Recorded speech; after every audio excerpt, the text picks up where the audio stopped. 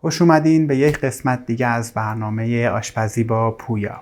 امروز با هم دیگه میخوایم چلو سفید درست کنیم. فرقش با پلو چیه؟ توی پلو ما یک چیزی رو به اون برنج اضافه میکنیم، مثل کلم پلو که ترکیبی از کلم و برخی از سبزیجات هست، یا مثل شوید پلو که شوید رو به اصطلاح پلو میزنیم، یا مثل باقالی پلو. چیزهایی که معمولا با پلو همراه هستن خود بیس چلو ساده یا همون برنج ساده سفید هست که ترکیب میشه با یک سری از موارد و یک مقداری رنگش خب گاهن تغییر میکنه. و چیزی که ما امروز میخوایم درست کنیم چلو سفید هست. یک غذای خیلی ساده هست که به نظر من هر کسی باید بتونه اون رو درست کنه. بریم برای درست کردنش.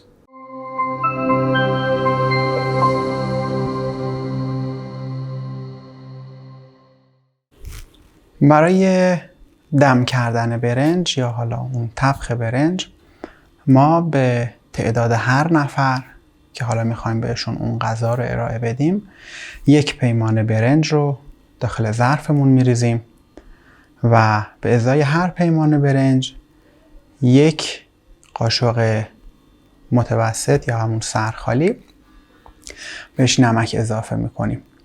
بعد به اندازه 1 بند انگشت همونجوری که میبینید به اون آب اضافه میکنیم، آبی که ولرم باشه. میذاریم به مدت 2 تا 3 ساعت برنجمون خیس بخوره و یک مقداری از اون حالت سفتی خودش در بیاد. برای پختن برنج و دم کردن اون من تقریبا 3/4 قابلمم رو آب ولرم اضافه کردم و بعد از اینی که زیر گاز رو روشن کردم همون لحظه برنجم رو که آب اون رو کامل از قبل گرفتم بهش اضافه میکنم. در اون رو میبندم و میذارم تا برنجم جوش بیاد. تایم مدت زمانی که بخواد اون برنج شما بخواد به جوش بیاد و بخواید ببینید که برنجتون حالا آماده هست یا نه بسته به نوع برنج و آب و سختی اون منطقه، میزان نمکی که بهش اضافه کردید، همه اینا درش دخیل هست و شما میتونید از زمانی هم که حتی آب جوش اومد برنج رو بهش اضافه کنید، از اون موقع تایم بگیرید. و من برای که هم در انرژی و هم در زمان صرفه جویی بشه از همون اول بهش اضافه کردم که در کل هیچ فرقی نمیکنه. همونجوری که میبینید برنج ما به صورت خیلی قلهای کوچولو کوچولو داره روی سطح آب میاد. ما اون رو هم میزنیم و مقداری از دونه اون رو تست میکنیم. همونجوری که میبینید به راحتی داره خرد میشه. نباید خیلی نرم باشه و نباید خیلی سفت باشه. این هنوز یه مقداری سفت هست. ما میذاریم یک 5 دقیقه دیگه توی همین وضعیت بجوشه تا برنجمون در آخر اصطلاحاً زنده نباشه. خب همونجوری که میبینید یک کفی هم روی برنج گرفته که این تقریباً نشون از این هست که برنج ما تقریباً آماده هست و همونجوری که میبینید دونه هاش به راحتی داره نرم میشه. حالا ما نمیخوایم خیلی نرم باشه و نمیخوایم خیلی سفت باشه. همین مقدار تقریباً کافیه. نکته که وجود داره قبل از این که برنجتون رو آبکش کنید زیر گاز رو به مدت چند دقیقه خاموش کنید تا اون قل خوردنش بیفته و الان شروع میکنیم به آبکش کردن برنج. اول آب اون رو یه مقدار میریزیم که حجم برنج کاسته بشه و بعد اون رو به یک باره میریزیم. یک مقداری برنج در کف اون میمونه که ما مقداری از آب سردی که داشتیم رو میذاریم، یک مقدار روی اون میگردونیم و برنجمون رو آبکش میکنیم. یک مقدار به این صورت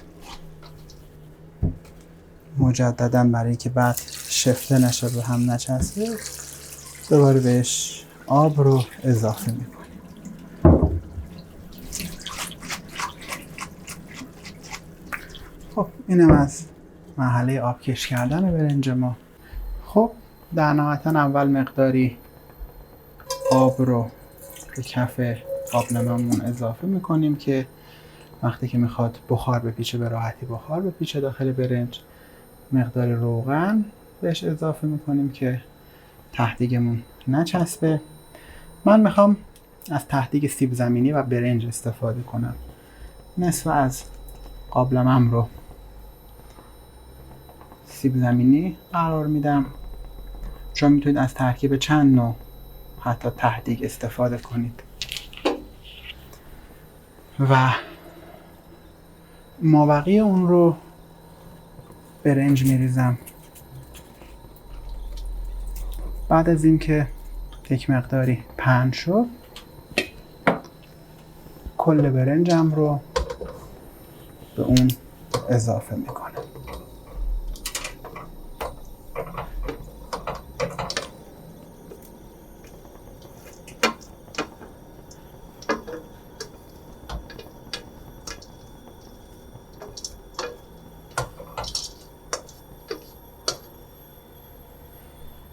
بعد از اون دور برنجم رو بالا میکشم که تقریبا شبیه یک تپه بشه که به دیوارهاش خیلی نچسبه و روی اون رو یه مقدار صاف میکنم. نکته‌ای که هست برای که به راحتی داخلش بخار پیچیده بشه، معمولا با انگشتتون یا حالا با ته قاشق 3 تا سوراخ به این صورت داخل برنج ایجاد کنید. من حالا اون دم کنه روی اون قرار میدم و در قابلمه‌ام رو میبندم.